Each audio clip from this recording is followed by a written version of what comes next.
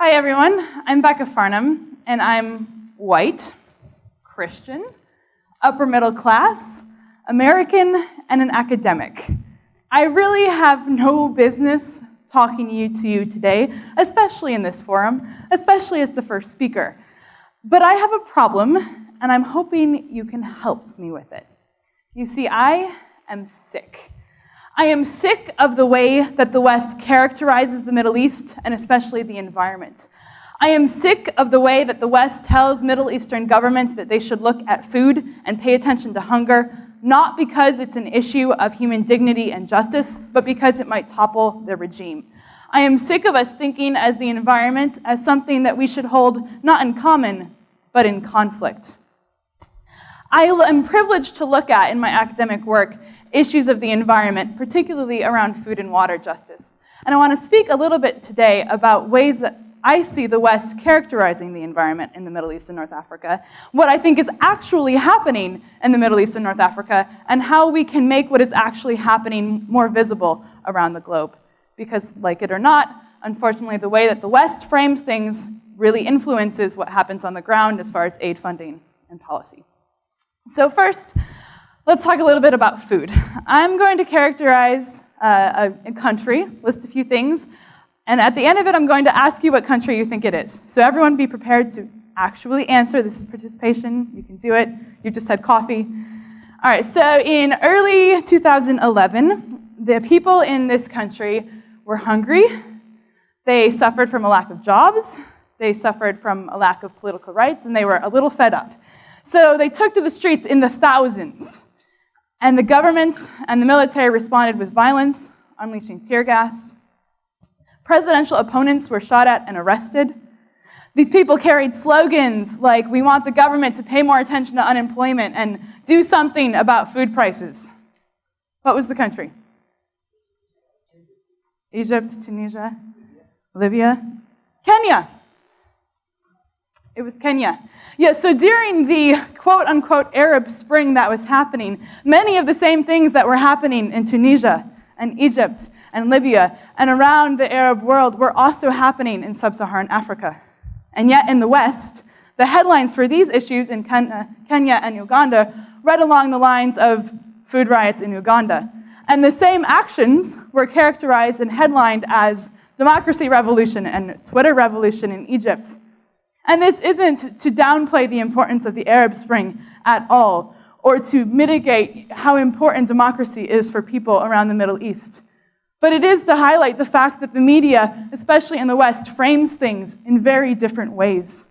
And I think this particular example really shows how we are so entrenched in stereotypes of the helpless, poor African and the angry, violent Arab. And it is harmful. It is harmful to me.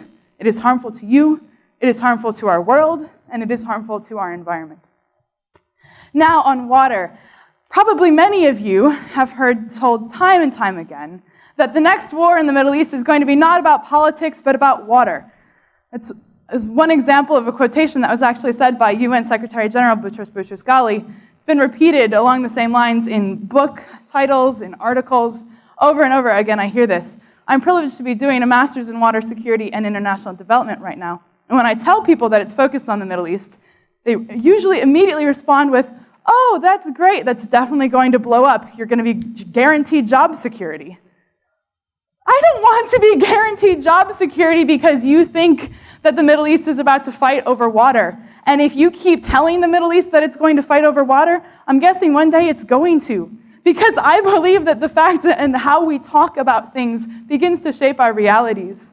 And people start to breathe this in and to really take it in, and it forms our identities. And it influences how we behave. I don't at all think that the Middle East is some vacuum that's just waiting to hear what the West says. Not at all. And we need to fight against those stereotypes as well. But unfortunately, if the West continues to believe these, it's going to fund programs that are only about these specific initiatives, and people start to lose sight of what's actually happening in their own backyards, and certainly the West has no clue what's actually happening. I've been to Egypt and Israel, and I certainly know now that I know less than I did 6 months ago, I know less than I knew 2 years ago, and I don't know that I'll ever know more. because there's just too much to know. We can't be experts. But what we can do is try to highlight what is happening and focus on real stories. I see the environment not as something that we should be fighting over, but as something that can bring people to the table, a table that often they're scared to come over. So many of us hold issues like food and water and our mountains and our deserts as very sacred and real to us. And I think we can have real dialogue and use the environment as a door to cooperation. I want us to do that. I want us to pay attention to the people who are. We're hearing this week from amazing people who are doing amazing things. And sadly, their initiatives are not in the headlines. What's in the headlines is the guns and the bombs and the anger. So I want you today to help make me a little less sick. And I pledge to you today that I will do my best to do it as well. When you hear about these initiatives, tweet about them, Facebook about them. The next time someone says to you, oh, there's going to be a water war in the Middle East, say no. Not if we pledge not to let there be one. Not if we know that the environment does not start conflict. People start conflict when they get scared and when we start to think that the environment is a problem. It is not. It is something that is good and wonderful, and we can manage it.